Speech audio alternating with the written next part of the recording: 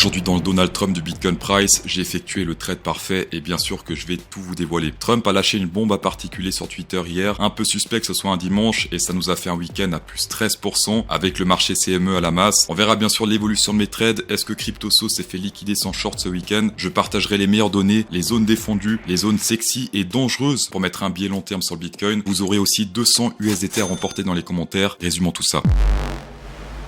Donald Trump qui fait encore des grosses vagues sur le marché crypto, cette fois-ci avec une annonce de réserve fédérale de crypto. Il y a le ADA, le SOL, le XRP. On connaît tous la partie positive de cette news, mais après il y a des côtés un petit peu plus sombres selon moi. Déjà, le timing est un petit peu suspect. Pourquoi il parle de ça un dimanche? En plus, il y a une récession potentielle à l'horizon. Donc, vu que le week-end, c'est uniquement les particuliers qui tradent, et il le sait très bien, pourquoi faire cette annonce uniquement aux particuliers? De plus, on sait maintenant, comme le président argentin, c'est un pro du pump and dump ou exit liquidity avec le Donald Trump coin ou le Melania coin. Ça, c'est le premier truc suspect. Le deuxième truc un peu suspect, c'est que c'est pas assez clair. Est-ce que c'est les crypto-saisies qui vont être utilisées en tant que réserve nationale? Ça, on sait pas. Et si c'est les crypto-saisies, eh bien, il y aura pas d'achat. C'est simplement des cryptos qui vont dormir. Après, si on regarde ça d'un œil positif, eh bien, c'est simplement la confiance envers les cryptos qui risque de monter une fois que tout cela sera prouvé et bien sûr visible on-chain. Tant qu'on n'a pas les données on-chain de tout ça, attention, prudence. Forcément, les grosses news impactent plus le Bitcoin que les analyses techniques. Pour les personnes qui disent le contraire, qui disent regardez, j'ai longué grâce au RSI, c'est des conneries. Heureusement que des grosses news, il y en a pas tous les jours, mais ça fait partie du game. Il faut faire avec. En dézoomant tout ça, on peut voir qu'on a rebondi au milieu de nulle part avec zéro volume. Enfin, le volume, il est venu avec les retails ce week-end. Après, il faut rester conscient d'une chose. Il y a toujours un énorme trou ici de volume entre les 91 800 et les 72 000, plus ou moins cette zone-là. Je mettrai le bottom ici sur le pic précédent et le top sur, on va dire, allez, si on est tolérant, le value area low, ce truc blanc. Comme vu la semaine passée, le prix peut bouger très facilement dans ces zones rouges, très rapidement et fortement, comme on a fait ce week-end. D'ailleurs, on a vu, il y avait seulement les retails qui ont acheté là, et ils ont quand même réussi à faire pumper le prix de 13%. Preuve que ça manque de liquidité dans cette zone. Chose également intéressante, et j'espère que vous l'avez vu, c'est ce pic de volume avec le point of control. Point of control, c'est le truc jaune qu'on voit là. Si on met cette zone uniquement sur la zone massive de volume, du range, plus ou moins comme ça, on peut voir que pour l'instant, cette zone fait office de résistance entre les 99 000 et les 97 000 $. En tout cas, si on prend en compte uniquement le volume, eh bien, cette zone, pour l'instant, à peine testée, hop, on se fait rejeter. Là, le premier signe de force serait simplement une acceptation de prix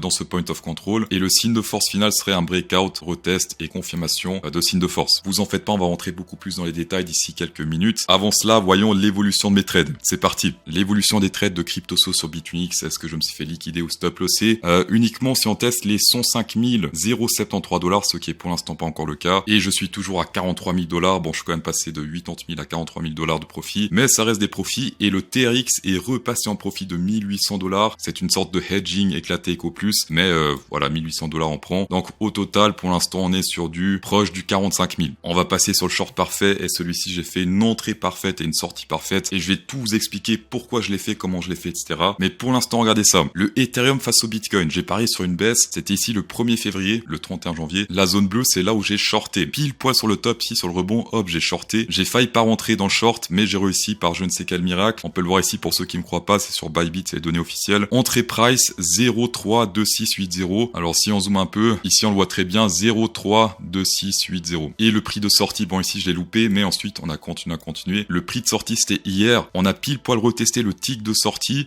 j'ai 20% qui a été exécuté du take profit, mais pas tout. On a rebondi, hop, retest, et on est sorti. Et qu'est-ce qui s'est passé après? Annonce Donald Trump, on a fait un pump face au Bitcoin assez important, plus 8%. Ça c'est magnifique, j'ai littéralement prédit l'annonce de Donald Trump ce week-end, et ce le 1er février, donc avant son fils. Je rigole, c'est une blague, d'accord, mais je vais expliquer plus tard comment j'ai fait pour rentrer dans le trade et sortir du trade. Vous allez voir, c'est extrêmement intéressant. Et pour ceux qui veulent savoir les profits, 14 795 $ avec 327 $ de funding fees, donc plus ou moins, allez, 14 500 au total. Et si vous aussi, vous faites des trades parfaits, souhaitez le partager avec la communauté et gagner des prix, des USDT, eh bien, j'ai créé un groupe dans le Discord Underground en description. Chaque semaine, on distribue des prix aux personnes qui partagent les meilleurs trades. Donc, il y en a un pour le trade le plus stylé, tout simplement, meilleure entrée, meilleure sortie, peu importe le montant. Une personne qui a le trade le plus profitable avec une faute de frappe qui sera corrigée juste après. Et le dernier gagnant, le pire trade de la semaine, lot de consolation. Donc ça également, on pense aux personnes qui ne font qu'un avec la nature. On va passer sur l'open interest, les longs, les shorts, les traders piégés. Sur les autres chaînes, on vous montre les graphiques de liquidation, tout mélange avec Binance. Ça, vous allez voir d'ici quelques mois, tout le monde parlera de ça sur YouTube. Mais rappelez-vous que le premier qui vous parlait de ça, c'est CryptoSauce. On a ici, comme vu la semaine passée, pas mal d'ouvertures de position. Plus c'est blanc, plus il y a d'ouverture. Et on peut voir que pour l'instant, toutes ces ouvertures-là font office de résistance. On se fait rejeter à la baisse, résistance rejetée rejeter à la baisse, résistance, ça se fait rejeter une fois, deux fois, annonce Donald Trump, pump. Qu'est-ce que je vous dis depuis la semaine passée, c'est que on est en manque de liquidité. Ici, c'est assez vide, alors que la première zone de liquide qu'on a, eh bien, c'est simplement les 95 000 $, donc c'est cette zone-là. Et pour l'instant, on a testé 2 fois avant de se faire rejeter à la baisse. Et chose encore plus étrange, pour l'instant, regardez ça. Si on zoome sur le graphique, on peut voir que hier, on a eu des ouvertures 778 millions de dollars qui ont été ouverts juste sur Binance. Donc c'est des longues et des shorts. Et quand le prix part de cette zone, il y a des traders qui sont piégés. Et souvent ça annonce beaucoup de volatilité. Là, ce qu'on a fait hier, c'est la plus grosse ouverture qu'on a depuis un mois. On n'a jamais fait autant d'ouvertures depuis février. D'accord? Donc là, c'est vraiment énorme. Pour l'instant, cette zone-là, 94 000 jusqu'à 96 000 $, c'est vraiment la zone importante. Et ça, je le dis depuis maintenant une semaine. Depuis que on a pété cette zone à la baisse, c'est là où il y a le plus d'open interest et donc de positions qui ont été ouvertes. Et donc, forcément, ça sera des zones qui seront défendues. Ça va être extrêmement intéressant de surveiller la réaction du Bitcoin price par rapport à ces zones-là. Pour l'instant, ça fait office de plus de résistance, j'ai l'impression, puisqu'on a fait 2 pics à la hausse, mais directement, on s'est rejeté à la baisse. Pour l'instant, cette zone de 193 fait office un peu de support. Donc là, on peut voir qu'il n'y a rien du tout entre deux. Et si on pète ce support à la baisse, là, bien sûr, j'ai filtré les plus gros. Si je défiltre, ça fait un truc dégueulasse comme ça. Le but, c'est de voir les plus gros. On a plus grand chose, c'est très vite, jusqu'à 86 000 $. Donc ça, également, attention, si on pète ce support à la baisse, ça peut faire un mouvement très rapide. Essayez de maîtriser un petit peu ça pour prendre de l'avantage par rapport aux autres sur les marchés. Ça, c'est extrêmement intéressant. Il y a des personnes qui ont ouvert des positions dans cette zone-là. Si le prix monte, est-ce que c'est les longueurs, les shorters qui sont piégés? Comment réagissent les shorters? Comment réagissent les longueurs quand on monte ici? Une fois que vous comprenez le message que vous transfère ce graphique, alors moi, j'essaie de vulgariser un peu tout ça. Une fois que vous comprenez vraiment ce message-là, vous serez beaucoup plus rentable. Ça, c'est un outil payant, mais dans la vidéo précédente, j'ai expliqué comment avoir ça. Une alternative un peu gratuite pour ceux que ça intéresse. Si vous aimez ce genre de vulgarisation, une insertion de pouce bleu incrémenterait fortement le plaisir de CryptoSauce. Et si tu es là pour la première fois et que t'aimerais découvrir CryptoSauce dans sa plus grande intimité de trading, eh bien abonne-toi pour toi aussi devenir un trader underground. On va passer sur le Discord underground uniquement Bybit aujourd'hui parce qu'on n'a pas trop le temps. Bybit, on a beaucoup de liquidations potentielles au nord, mais attention, ça fait déjà très longtemps qu'ils sont là. Comme on peut le voir là, ça fait déjà une semaine facile. Plus c'est là longtemps, moins c'est fiable, dans le sens où les liquidations apparaissent sur le graphique des liquidations, mais disparaissent uniquement si on reteste. On ne sait pas si ces personnes qui ont shorté là ont déjà fermé leur position ou pas. D'accord, ça on le sait pas. C'est pour ça que moi j'aime uniquement les liquidations qui sont là depuis pas longtemps, comme par exemple ici autour des 96 500, cette zone-là, pourquoi pas. Sauf que c'est pas grand-chose par rapport au jaune et au rouge. On le voit à droite, il y a une petite vague violette. Cette vague qu'on a là, elle est gigantesque, sauf qu'on sait pas si elle est encore d'actualité. Vu que la fiabilité avec les trades long terme, en tout cas pour les liquidations, elle est divisée par 2, par 3, par 4. Plus on avance dans le temps, plus ça divise en fiabilité. On va passer sur les bitcoins holdés par les short-term holders, donc les personnes qui ont du bitcoin sur du court terme, 155 jours et moins. Donc plus ça monte, plus il y a de gens qui possèdent des bitcoins depuis 155 jours et moins, et plus ça descend, plus ils abandonnent. Ou bien ils prennent des profits. Ce qui est intéressant avec ce graphique, c'est plus le orange monte, plus il y a de holders court terme de bitcoin, et donc plus il y a un sentiment un petit peu de, pas de FOMO, mais si un petit peu quand même. Les zones plus intéressantes pour recharger, c'est quand les short-term holders sont totalement loin. Quand ils sont morts, qu'ils se barquent, ça fait une sorte de ligne droite. Ils s'en foutent du mouvement du bitcoin et rien se passe. Là, c'est les zones les plus intéressantes. Ici, par exemple. Ici, c'est le seul qui a pas très bien fonctionné. On s'en foutait, et puis après, on a continué à cracher. Ici, pareil, ils s'en foutaient.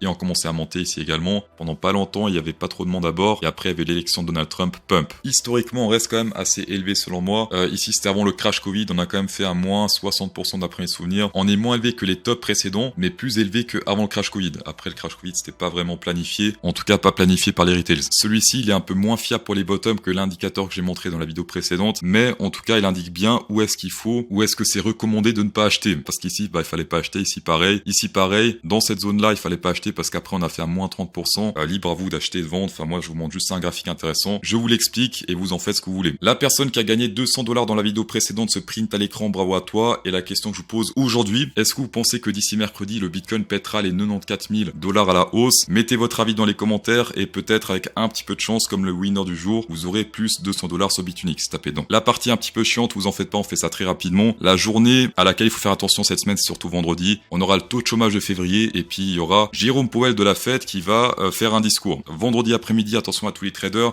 c'est pas moi qui va balancer les trades vendredi. On va parler du trade Ethereum face au Bitcoin, pourquoi je l'ai pris, comment je l'ai pris, pourquoi la souris veut pas scroller, tout ça, on va le voir tout de suite. Ça fait très longtemps que je partage ces ranges qui fonctionnent extrêmement bien. Là, j'ai fait 14 000 $ juste en tirant 4-5 traits diagonaux. La règle, c'est simplement quand on pète un support ou une résistance avec une clôture, on va jusqu'au niveau suivant. Comme ici, par exemple, on a pété à la baisse, niveau suivant, on a pété à la baisse, niveau suivant. Comment j'ai pris l'entrée de ce trade? premier signe de faiblesse, clôture à la baisse. Deuxième, clôture à la baisse. Donc pour moi, ça, ce qui s'est passé là, c'était un fake out. On avait un mini signe de force, il y avait un W qui a pété à la hausse et c'est justement là où j'ai placé mon trade pour shorter le price du Bitcoin price. Alors pour être rentré au centime près, ça c'est quand même un petit peu le facteur chance, honnêtement entre nous. Pour ceux qui veulent savoir, on a pété cette résistance à la hausse, clôture à la hausse, pas mal de gens rentrent en longue et après ils sont piégés. Pour la sortie, c'est extrêmement simple, c'est simplement le support suivant. Donc j'ai placé le take profit sur ce niveau-là et juste avant l'annonce de Trump, eh bien le trade a été exécuté de manière magnifique. Une fois c'était pile sur le tick près et ensuite on a pété légèrement à la baisse avant l'annonce Twitter. Pour ceux qui veulent trader ça dans le futur, simplement ce qu'on peut faire c'est